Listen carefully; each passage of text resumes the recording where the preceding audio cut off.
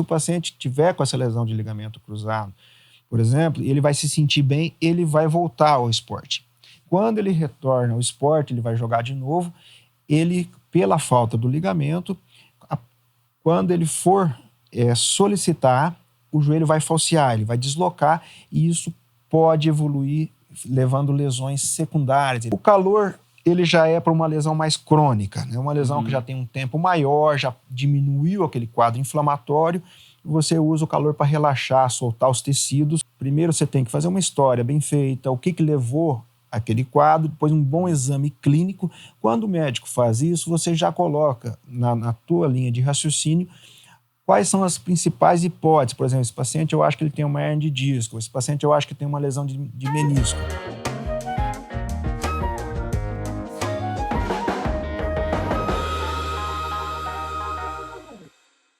Está começando mais um Medicina em Evidência, o podcast de entrevistas médicas que tem como foco trazer especialistas que tem como princípio a prática baseada em evidências. Quem já não sentiu ou tem alguém em casa que reclama de dor nas costas ou nos joelhos, segundo a OMS, 8 em cada 10 pessoas terão algum problema na região lombar ao longo de sua vida. Das causas de afastamento de trabalho, está entre as campeãs a lombalgia. O joelho não fica para trás disso, também é uma das regiões mais acometidas por dor e lesões, né? Não por isso, a maior articulação do corpo é o joelho, né? E estamos aqui com um colega, amigo, ortopedista e traumatologista, o Dr. Ricardo Moro, vai trazer para a gente uma série de informações interessantes sobre esses dois temas. É um prazer tê-lo comigo, Moro. Boa tarde. Boa tarde. Então, assim, Moro, dor na coluna, dor nos joelhos. Quais são as principais causas? Como é que tu vê isso no consultório? Então, existe uma frase clássica dos livros de cirurgia de coluna que elas falam que o paciente que nunca teve dor nas costas vai ter, porque realmente ela é muito comum, é muito prevalente. E o que a gente tem que diferenciar realmente quando é uma dor lombar habitual, uma dor nas costas de uma noite mal dormida, de algum esforço ou de alguma patologia mais grave, né? As lesões que mais nos preocupam normalmente são as ciáticas, né? Que são clinicamente apresentam irradiação para as pernas e isso mostra comprometimento de nervo ciático, que são as dores que mais nos preocupam, né? O joelho também tem uma característica das lesões traumáticas, né? Um entorse, um futebol, uma lesão aguda das lesões crônicas, né? O joelho já tem uma correlação de patologias que nos preocupam um pouquinho mais complexas, um pouquinho de se tratar, mas hoje, com a evolução, as coisas estão melhorando muito no quesito tanto diagnóstico quanto terapêutico. Lombalgia, eu trouxe agora aqui na apresentação, né, uma causa muito frequente de afastamento, né? Então, são dores aí que a gente tem um impacto social, socioeconômico, porque realmente limitam, né? Tem pessoas que têm que conviver com dor, a gente sabe que existem dores, como mesmo trouxe a dor do ciático, né, que a gente vai falar mais à frente sobre a hérnia de disco também. E tem aquela dor mecânica mais funcional, mais postural. Então, assim, para cuidados, assim, o que tu me traria assim, de informação em relação a cuidados com relação à coluna, inicialmente, depois falando do joelho também, né? Isso. Então, a coluna, nossa, ela fornece estrutura, principalmente a coluna lombar, para toda a região torácica alta, né? Todos os exercícios que nós fazemos suportar um peso, carregar um peso, levantar um peso, ela passa pela coluna para dar a estrutura mecânica, né? E isso faz com que a coluna eventualmente gere problema de dor, né? Comumente gere problema de dor.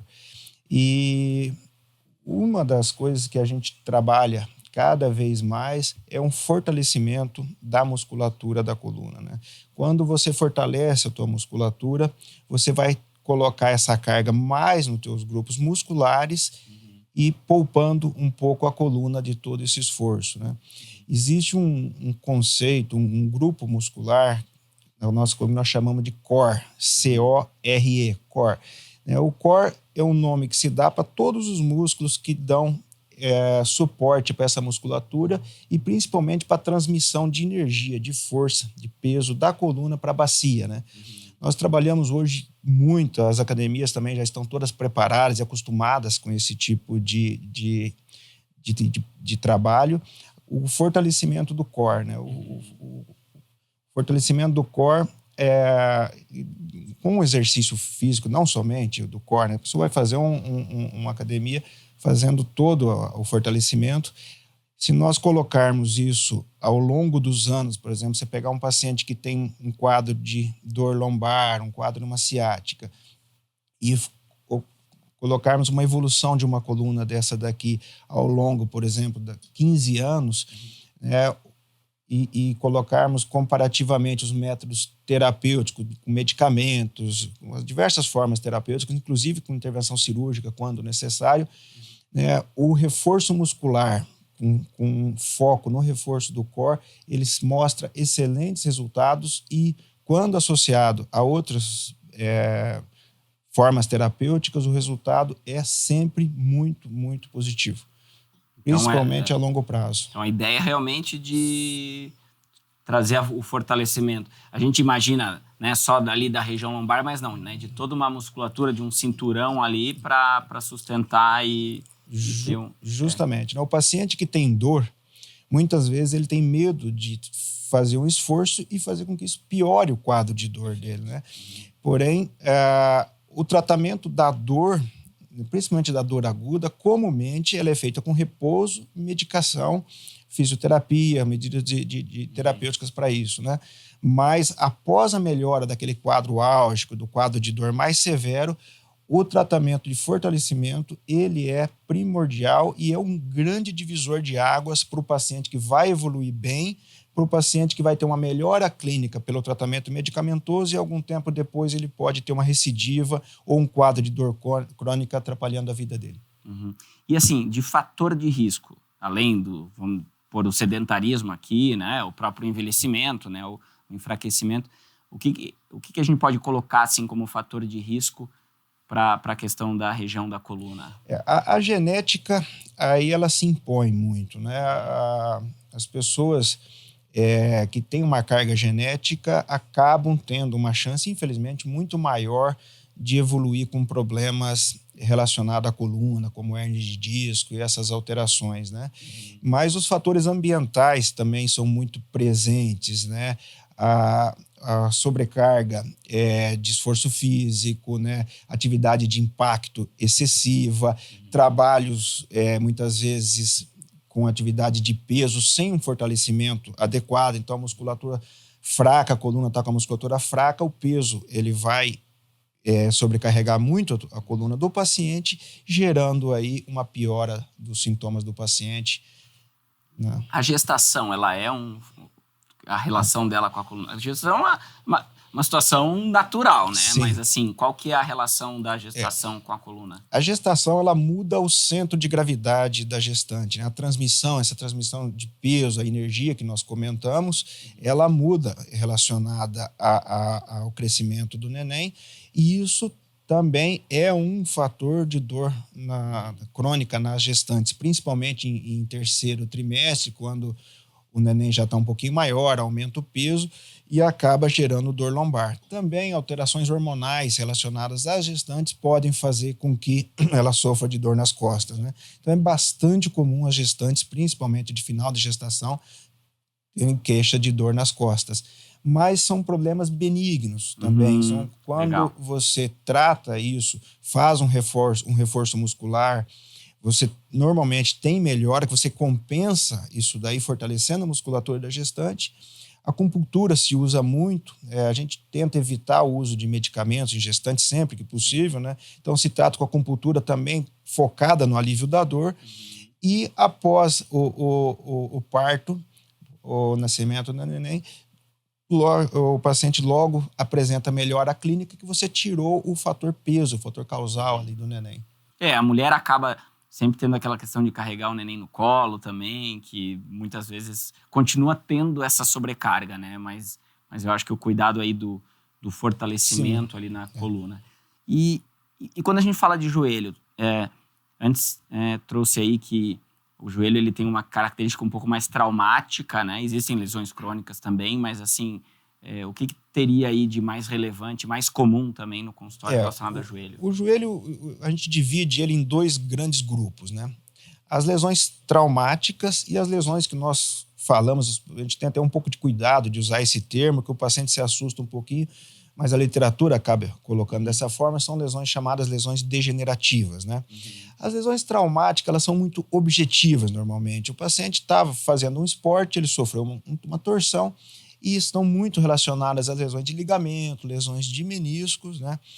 E tem outras lesões também, lesões de patela, e um grande percentual, quando lesionados, necessitam de reparação cirúrgica, né?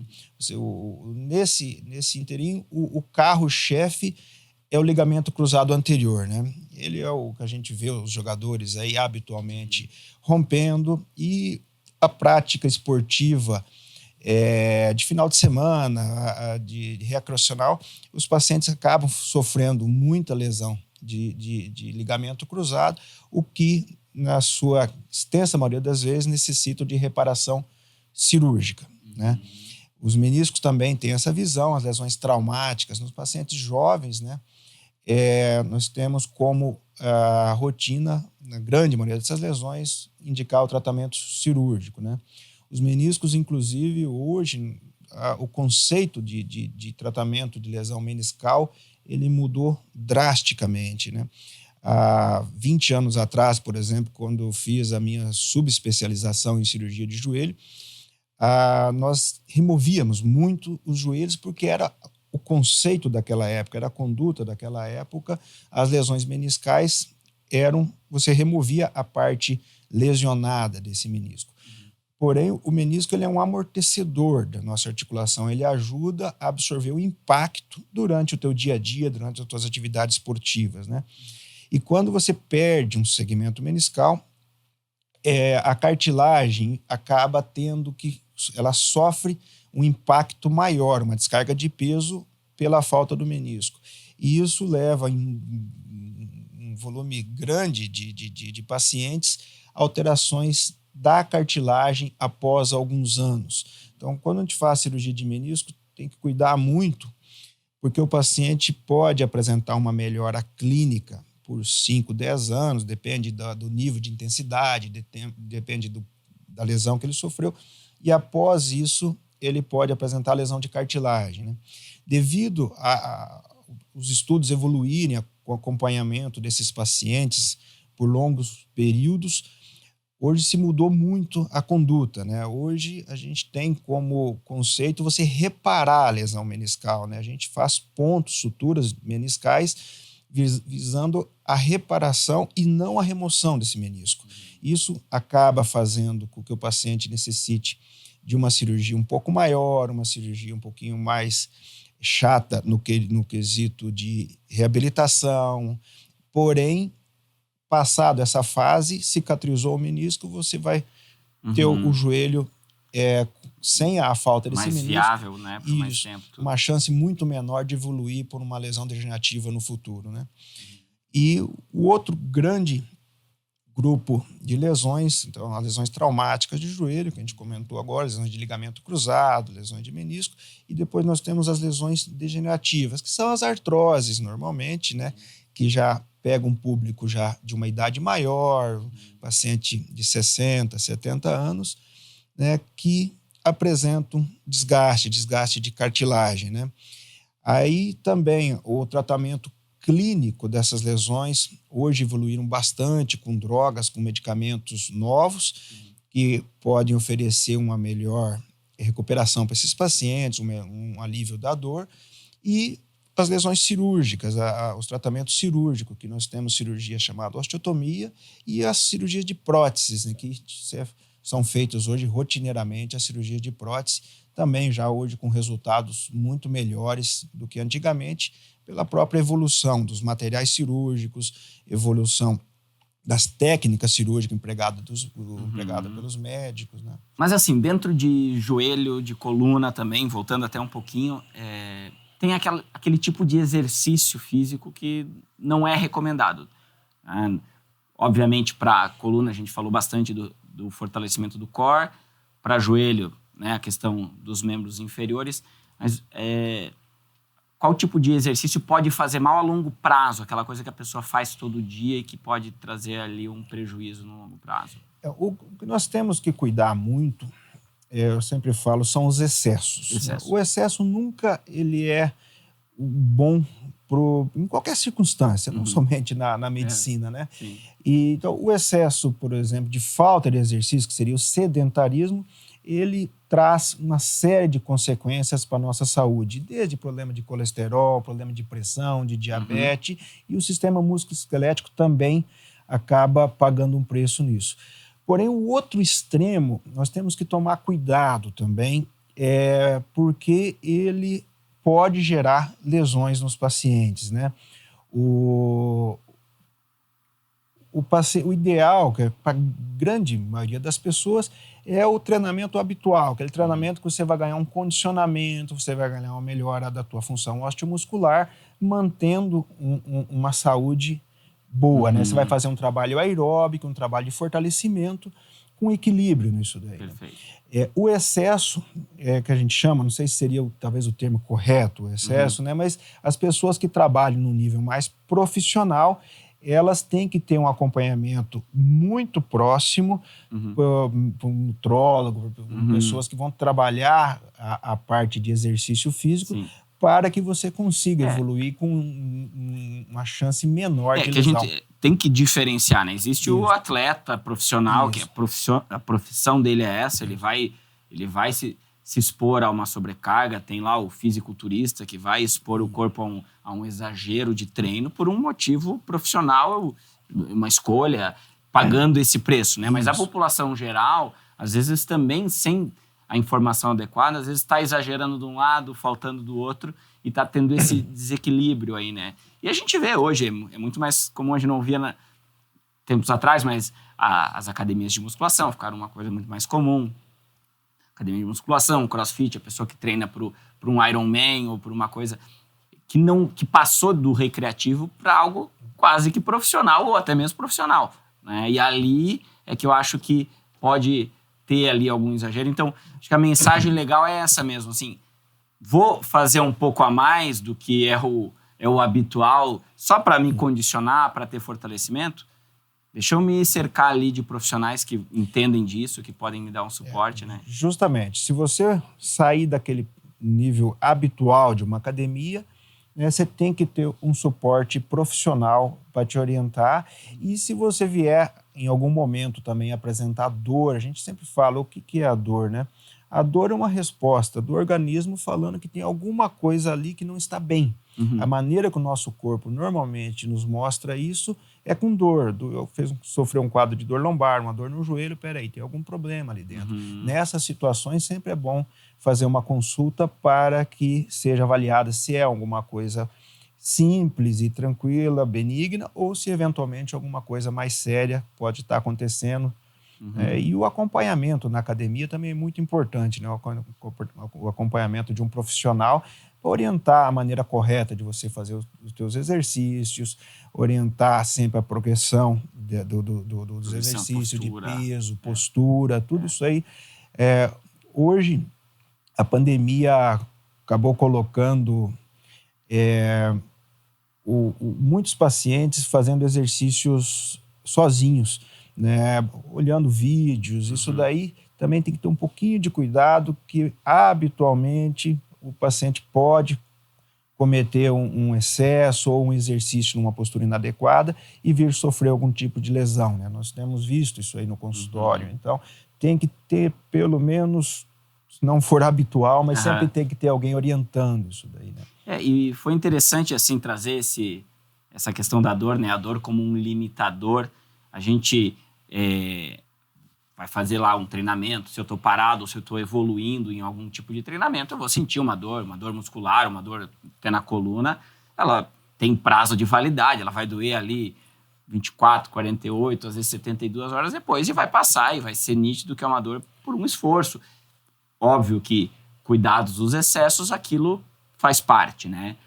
Mas a dor também é o que leva muita gente a procurar também uma ajuda, né? E às vezes até a gente vê no consultório, antes do médico avaliar o paciente, ele já está pedindo um catatal de exame, ou o paciente já chega no consultório com um monte de folha de exame, de ressonância, de tomografia, que lógico que tem o seu valor. Mas a gente vê, assim, um número de alterações nos exames que muitas vezes não condiz com a clínica, né? Como é que vai fazer essa diferenciação? Justamente, isso é uma pergunta interessante. Teve um americano, um médico americano, que ele fez um estudo que ficou um estudo muito esclarecedor, simples, mas muito bem feito e muito esclarecedor, né?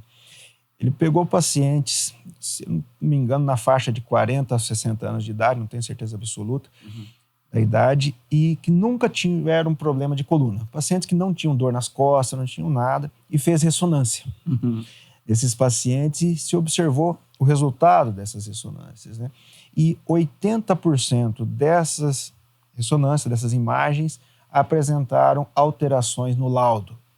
Então, uma coisa importante é você fazer uma correlação clínico-radiológica. O que o paciente tem de queixa, se existe uma correlação com o exame de imagem, né? Então, muitas vezes o paciente chega no consultório, isso é bastante comum, doutor, eu vim aqui, eu estou com uma ressonância do meu joelho, da minha coluna, eu queria que o senhor desse uma olhada. A gente fala assim, vamos, já deixa o exame de lado, e primeiro você tem que fazer uma história bem feita, o que levou aquele quadro, depois um bom exame clínico. Quando o médico faz isso, você já coloca na tua linha de raciocínio quais são as principais hipóteses. Por exemplo, esse paciente eu acho que ele tem uma hernia de disco, esse paciente eu acho que tem uma lesão de menisco. Aí você vai avaliar o exame e ver naquele exame o que é realmente importante, o que tem correlação com o quadro clínico e aquelas alterações que nós sabemos que são lesões que não são importantes para aquele quadro do paciente. Ou às vezes até podem ser se a queixa fosse outra, né? Isso, dentro né? do contexto, né? Existem muitas alterações de imagem também que são menos, não vou dizer menos importantes, mas são alterações que nós consideramos já habituais. Se você fizer uma ressonância, por exemplo, num paciente de 70 anos de idade, é normal que aquela coluna apresente algumas alterações relacionadas à idade desse paciente, né? Então, cabe ao profissional sempre avaliar essas alterações para saber se são alterações importantes do ponto de vista clínico, se necessitam de algum tipo de atenção terapêutica, precisa de tratamento dessas alterações, ou se são alterações realmente que são da idade do paciente, que não vão precisar de nada em específico. Eu acho que é legal ter essa mensagem, assim, que a gente, e até para as pessoas em geral, né? Não só médicos, mas também para as pessoas em geral, saberem que aquele exame que eu tenho, que deu um monte de alteração, porque foi feito...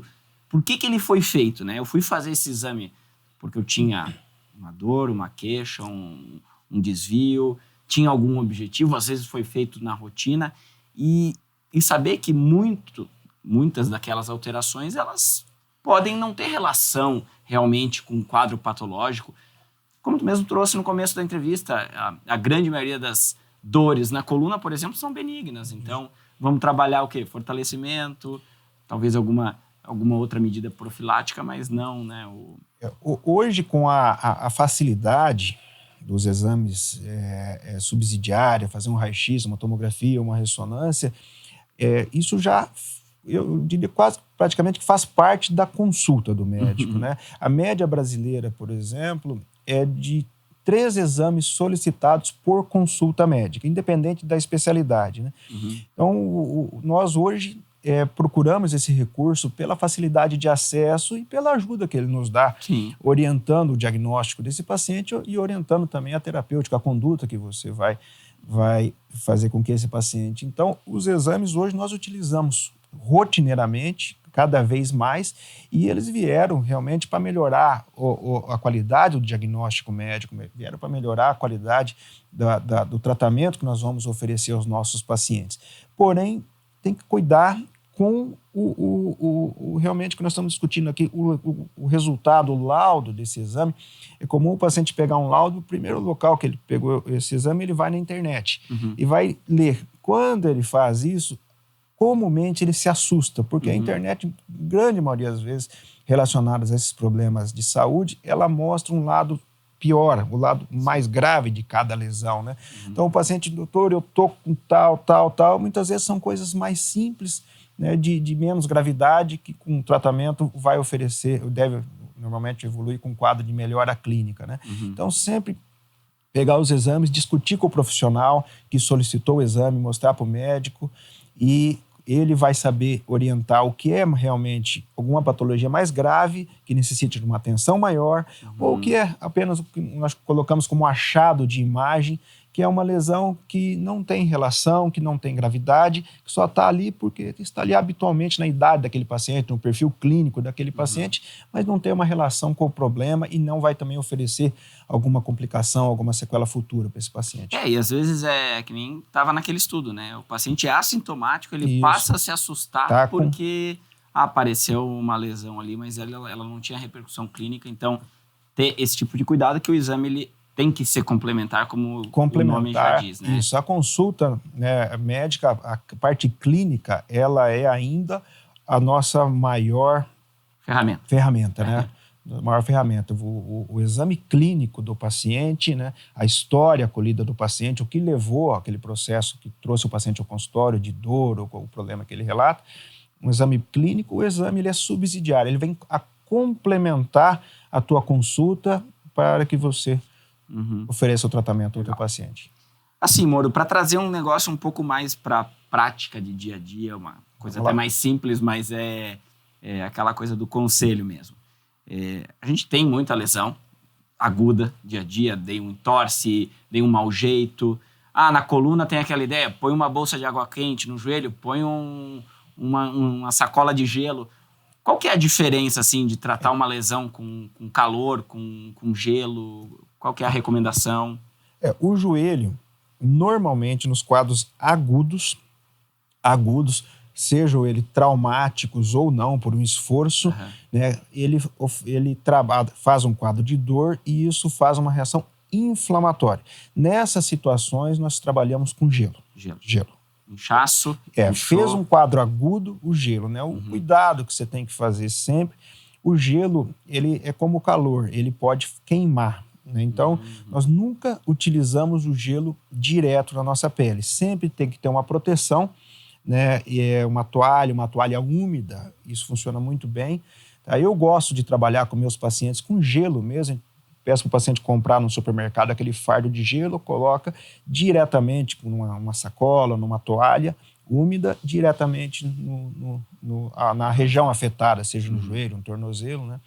O tempo é importante também. O gelo, normalmente, abaixo de 15 minutos, ele não diminui essa reação inflamatória, então ele não vai atuar, ele vai apenas esfriar a tua pele. E acima aí de 45 minutos, ele pode fazer dano tecidual. Então, um tempo bom aí que a gente trabalha, principalmente no joelho, que é uma articulação grande, é algo próximo a 30 minutos, né? E isso pode ser repetido várias e várias vezes ao dia, dando um intervalo sempre entre essas aplicações.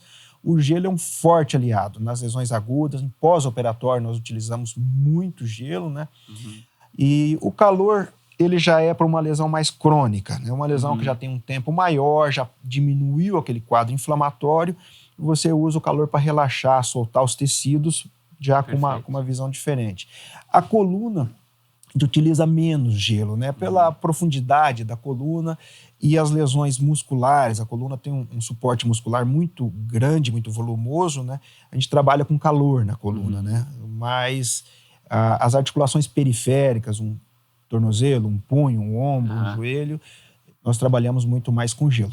Então aquela ideia popular de botar gelo no joelho e calor na coluna faz sentido, né? Agora eu gostei dessa ideia do tempo mesmo, assim, né? Porque às vezes a gente não aguenta muito, mas o fator terapêutico é ali, uma meia hora de gelo. 30 minutos você consegue um resultado muito satisfatório com alívio da dor, diminuição do edema, diminuição do quadro inflamatório.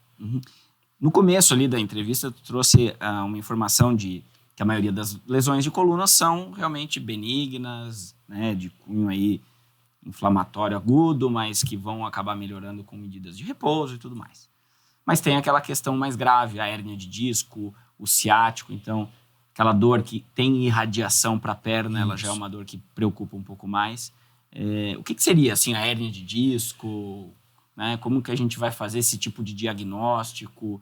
E aí, depois a gente já entra até um pouco também na questão do tratamento. Isso. A dor, a hérnia, que é uma das coisas que mais nos preocupam junto aos nossos pacientes, né, são o que nós chamamos de ciáticas, né? Aquela paciente que apresenta aquela dor lombar nas costas e a dor desce para uma ou para duas pernas. Muitas vezes associada a amortecimento, e são dores realmente, normalmente, principalmente nas fases agudas, são dores mais intensas, né? Essas são quadros relacionados a uma compressão do nervo ciático na coluna. Nós temos na coluna um disco intervertebral e muitas vezes esse disco ele extrui um pouquinho, solta um pouquinho do conteúdo dele e faz uma hérnia de disco, que é como uma compressão mecânica do nervo, do ciático, ou de alguma raiz dele, gerando um quadro de dor e amortecimento, né? Esses quadros, aí, normalmente, o paciente necessita de exames subsidiários, né? Hoje, a ressonância é o carro-chefe, a tomografia também nos ajuda nesse diagnóstico, né? O tratamento disso aí vai depender muito do perfil individual de cada lesão, né? Habitualmente, o tratamento, principalmente nas fases iniciais, ele é clínico. Tratamento medicamentoso, né, com medidas de repouso, de cuidados e medicamentos específicos para isso daí. Tratamento cirúrgico, ele é uma alternativa sempre, principalmente se você tiver algumas hérnias muito grandes, com acometimento neurológico grave, ou pacientes com dores intratáveis, pacientes que não respondem ao tratamento clínico, pioram ou não apresentam melhora, e após algum período de 1 mês, 2 meses, dependendo de cada quadro, até um período maior, muitas vezes a má evolução pode necessitar aí de uma intervenção cirúrgica, né? Hoje, isso é uma coisa relativamente nova, eu acho que está popularizando de alguns anos para cá, de poucos anos para cá, é a cirurgia endoscópica da coluna, né? A cirurgia nós chamamos por vídeo, ou os pacientes conhecem assim, popularmente como laser, né?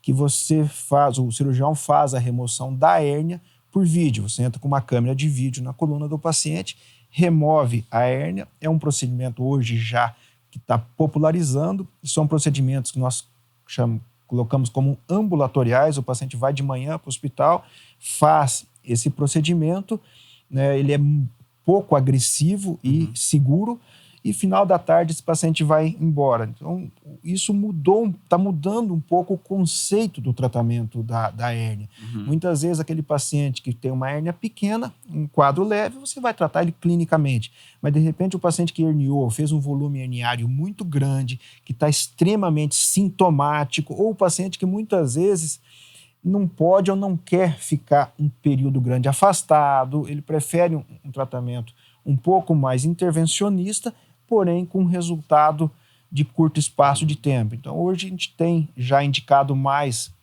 comumente a ressecção endoscópica para esses quadros. São procedimentos seguros, como eu falei, são procedimentos ambulatoriais, que o paciente habitualmente tem alta no mesmo dia do procedimento, e em poucos dias, normalmente 1 semana, o paciente já está de volta às suas atividades habituais. E assim, a ideia é, vai lá, o procedimento ele retira o disco, ele preenche com alguma coisa no local, como é que faz? Porque existe a artroscopia, a artrodese, né, que é fixar, botar fixador, né, que seria uma cirurgia, acho que aberta. Daí. Isso, são indicações diferentes, né? A cirurgia endoscópica, ela é apenas para remoção do volume herniário, do disco que está herniário, para tratar habitualmente as hérnias que nós chamamos de extrusas, as hérnias agudas, né? Aquele paciente, por exemplo, que estava bem, ele foi erguer um peso, ele fez alguma coisa e fez aquela hérnia aguda. Aí isso aí vai fazer uma dor aguda, no momento o paciente fala, nossa, eu senti, doutor, na hora que pegou aquela dor que vai para a perna e vai irradiar, é feita a ressonância desses pacientes. Se tiver uma dor aguda, uma hérnia aguda ali, você pode é uma das opções. Não, sim. Pode ser tratado também não cirurgicamente, mas você pode fazer a remoção.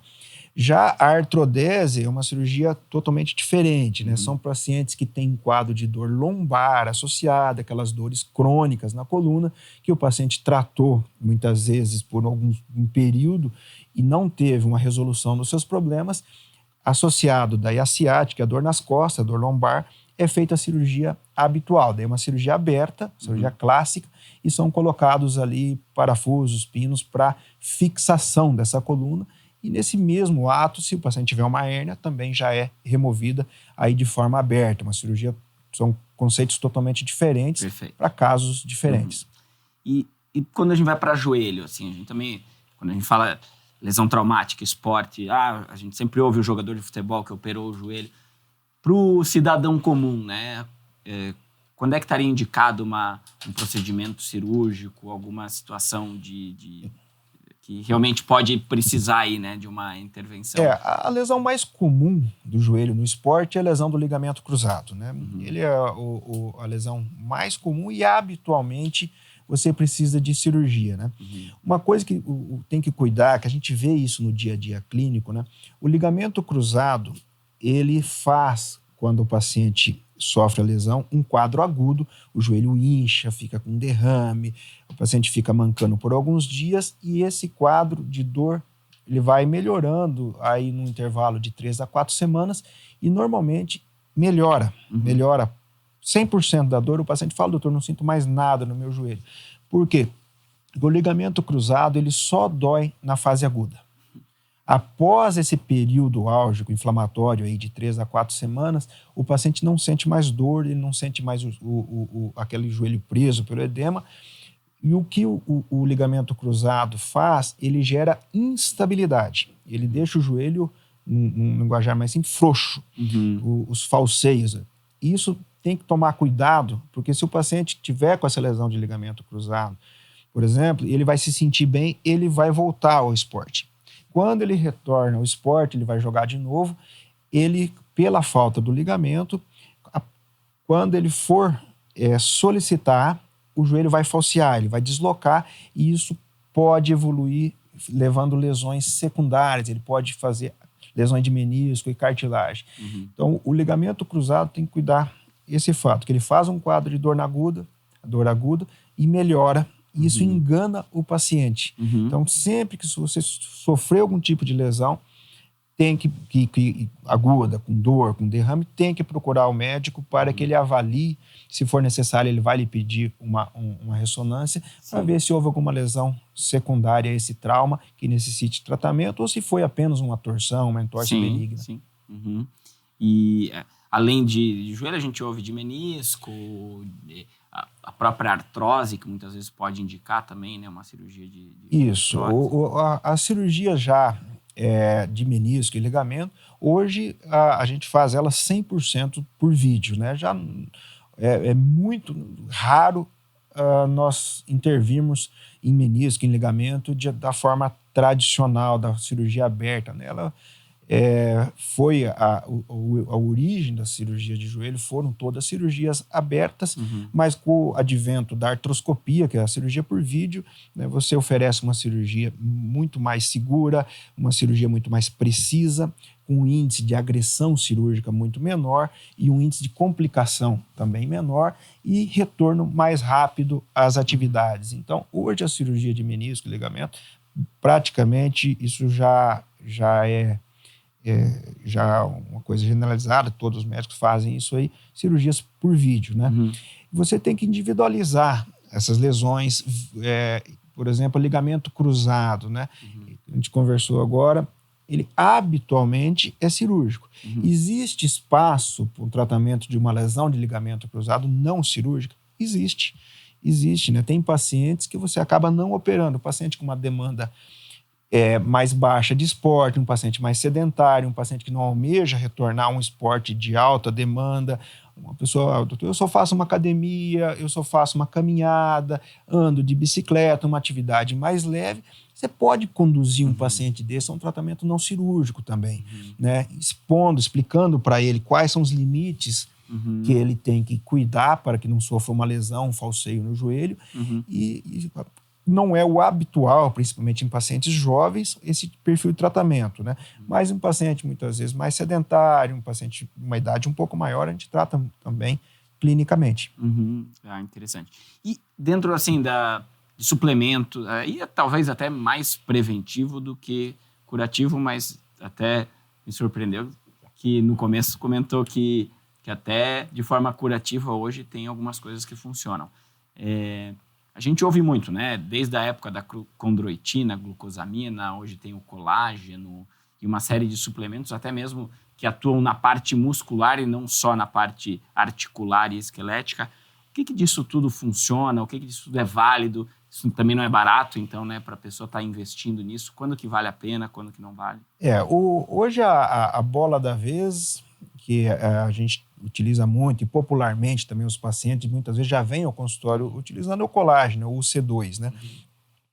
O colágeno, pelas regras da Anvisa, que é o órgão regulador aqui do Brasil, ele é considerado um suplemento alimentar e não um medicamento. Apesar de ser prescrito pelos médicos, comprado em farmácia, as características e as exigências são diferentes, né? O colágeno, então, nós temos estudos, mas não temos um volume de estudos tão grande, de estudos médicos relacionados ao uso do colágeno. Porém, o que a gente constata na prática clínica são duas coisas, né? Primeiro, um nível de segurança muito grande ao uso do colágeno, né? É muito raro nós termos qualquer tipo de efeito colateral com o uso de colágeno, e a melhora clínica que os pacientes apresentam após a prescrição, né? Então, o colágeno hoje se tornou um dos medicamentos habitualmente utilizados para tratamento das lesões musculoesqueléticas. Eu mesmo sofri uma lesão no meu joelho em 2020, eu usei 1 ano de colágeno, que me ajudou, acredito eu, na minha recuperação. Então, o colágeno hoje é seguro, não é uma droga também tão cara, e realmente nós acreditamos que ofereçam um auxílio aí no tratamento dos pacientes. Glicosamina também foi muito utilizada no passado, né? Hoje perdeu um pouquinho de espaço, mas ainda nós podemos utilizar. E uma coisa que nós utilizamos muito também é uma droga chamada ácido hialurônico, né? O ácido hialurônico é um produto, uma substância que nós temos naturalmente no nosso joelho, que protege as nossas cartilagens, né? Os laboratórios, o que eles fizeram? Eles concentraram isso aí no laboratório, uma concentração muito grande, e nós aplicamos diretamente no joelho, e ele vai soltando gradativamente aquele ácido hialurônico na articulação, oferecendo ao paciente normalmente um alívio da dor, uma melhora daquele quadro inflamatório. O paciente se sente com o joelho mais solto e oferece uma melhora clínica. O ácido hialurônico nós utilizamos muito nas artroses iniciais de joelho. Aquele paciente que tem aquela artrose que não é cirúrgica, que não vai precisar de uma prótese, mas que está incomodando, está doendo, está atrapalhando o dia a dia dele. Então, nós utilizamos o colágeno, os exercícios físicos de proteção articular, e o ácido hialurônico ele pode ser utilizado também como arsenal terapêutico. O estralo da articulação, ele é uma preocupação, que também é comum a gente ver, né? As pessoas falam, parece que o estralo é quase tão preocupante como uma dor, assim, né? O que seria, assim? O estralo ele é muito comum no dia a dia, né? Os pacientes sentem isso aí muito. Difícil de responder assim objetivamente, né? Tem situações que ele está relacionado a algum tipo de patologia, principalmente as lesões da patela fazem muita crepitação, os estalidos, o paciente fala, parece que eu tenho areia no joelho, né? E algumas vezes são mais benignos, né? O que eu sempre falo para o paciente, se o estalido estiver associado à dor, normalmente ele é mais preocupante. Se for só o estalido, é mais tranquilo. Porém, existem situações que o estalido está antes de um processo doloroso. Se você tratar numa fase inicial, você pode ter um tratamento antes que uma lesão mais séria se apresente. Então, a questão do estalido, apesar de ser muito comum, habitualmente ela precisa de uma avaliação médica para nós diferenciarmos quando isso aí é alguma coisa mais séria ou não. Ótimo, muito bom. Uma outra coisa que você falou sobre os medicamentos, uma coisa que tem que cuidar, que eu vejo os pacientes se confundirem muito, até por propaganda de televisão, essas coisas, o uso do cálcio, né?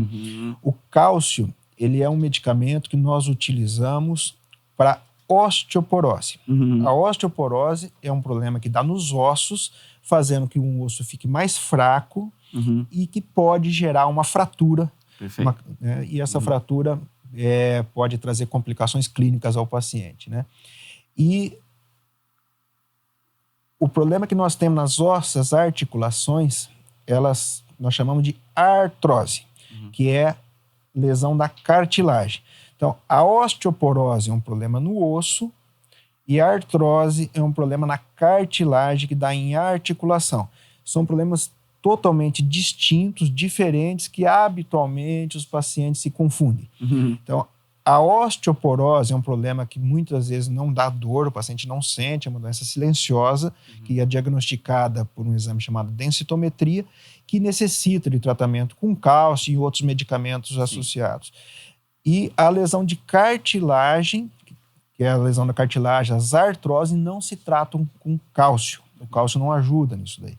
E a gente vê essa confusão do paciente que tem artrose, ele está sentindo dor e ele começa a usar o cálcio achando que isso vai beneficiar de alguma forma e isso não ocorre. Eu acho que até a indústria já captou essa mensagem, porque hoje a gente vê assim muito produto de cálcio já associado ao C2, também, né, ao colágeno, porque eu acho que já querem mesclar as duas coisas. E eu achei interessante essa questão que trouxe antes da Anvisa, da regulação de ser suplemento e não medicamento, né? E isso realmente é uma coisa que influencia bastante, porque a regulação de um suplemento ela é muito mais simples do que a regulação de um medicamento. Justamente. Então, o laboratório nenhum laboratório vai investir em pesquisa clínica robusta para avaliar um suplemento, porque não é exigido dele esse tipo de demanda, como é com um medicamento. Então, às vezes a gente quer uma resposta, né? O colágeno funciona, o ômega 3 lá para o coração funciona. A gente não vai ter essa resposta. Não tem, né? Essa... Porque vai ser no dia a dia. E aí eu acho que vale muito a experiência, né? De quem está nesse dia a dia do uso corriqueiro, ver a melhora. Né? Porque a gente sabe também assim, eu posso tomar alguma coisa, achar que vai melhorar, é que não vai melhorar, porque tem lá o efeito placebo que a gente sabe. Então, também. Quem tem experiência no uso vai... Eu tive, coincidentemente, hoje, eu estava atendendo um consultório antes de vir para cá, um paciente me questionou sobre se doutor, e o colágeno realmente ajuda? Vale a pena eu comprar? Tem estudos que comprovem a eficácia, né? Então, a gente sempre fala, os estudos ainda não são realmente definitivos como nós gostaríamos que fossem, mas a experiência clínica ela é muito favorável. E um índice de efeitos colaterais muito baixo, então é uma droga que nós utilizamos rotineiramente nos nossos pacientes. Muito bom. Moro, foi um prazer aí estar conversando, trocando essas informações aí de muito valor, muita qualidade, né? Eu, como clínico, tenho uma experiência mais limitada na área cirúrgica, então, para mim, assim como para muita gente, vai ser de grande valor, de conhecimento mesmo, né? Com toda certeza vou ter opiniões diferentes aí junto com meus pacientes, né? Às vezes, num caso de osteoporose, ou mesmo num paciente mais idoso, que eu vá avaliar ali uma situação articular ou de coluna dele, também já vou ter um olhar já mais diferenciado, porque tive aí uma conversa contigo aí que foi realmente esclarecedora. Espero poder contar aí para futuras novas parcerias e novas conversas aí. Maravilha. Eu que agradeço o convite, a possibilidade de nós termos esse bate-papo e espero realmente que tenha... E o grande objetivo é que beneficie e oriente os nossos pacientes, né, as pessoas que têm dúvidas aí relacionadas aos temas que aqui foram abordados, e estamos à disposição. É isso aí. Maravilha. Prazer. Esse é o podcast Medicina em Evidência. a gente conclui aqui mais uma entrevista com o tema de ortopedia, tema de coluna, tema de joelho. Curta a gente, siga aí no nosso canal para ter acesso a esse e a outras entrevistas que nós vamos trazer. Siga nas redes sociais, é o Pod Medicina em Evidência. E um grande abraço a todos, obrigado aí pela audiência e espero estar colaborando aí e trazendo informação de qualidade, que é o nosso objetivo.